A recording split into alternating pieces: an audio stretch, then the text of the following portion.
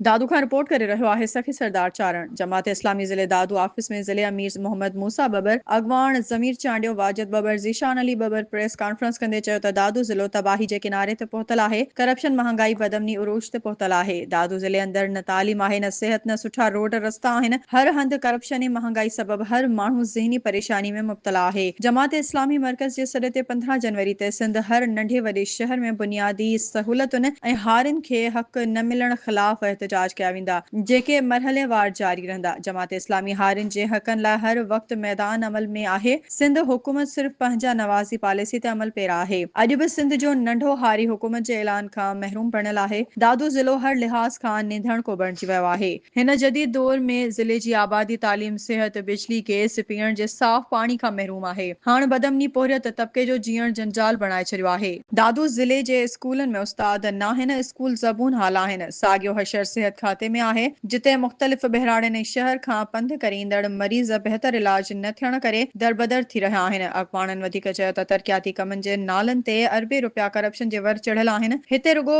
Commission ऐं रिश्वत जी बाज़ार उरूज ते आहे। दादू शहर जे 24 वार्डनि में हर रोज़ बदमनी जा वाक़िया पेश अची रहिया आहिनि। ज़िले जो अवाम जमात इस्लामी जो साथ ॾे। दादू म्यूनिसिपल कमेटी अमलो पिणु घर वेठे पघारूं खणी रहियो आहे, जंहिं सबब सॼो शहर जी घिटिन ऐं रस्तनि ते गंदो पाणी ऐं कचरे जा ढेर पियल आहिनि। शहर जे मुख्य रस्तनि जे गटर जा ढकण पिणु गुम आहिनि, जंहिं सबब हर रोज़ मासूम ॿार गटर में किरी रहिया आहिनि। काल्ह वापारी खां दीदा दिलेरी सां 3 फोरुन ₹13.5 लख रुपया फुर कया आहिनि। मोटरसाइकिलुनि जी फुर रोज़ जो मामूल बणियल आहे। प्रेस कॉन्फ्रेंस कंदड़नि हुकूमत सिंध खां मुतालबो कयो त फौरी तौर दादू ज़िले जा बुनियादी मसइला हल करे लखे इंसाननि खे जीअण जो हक़ ॾिनो वञे।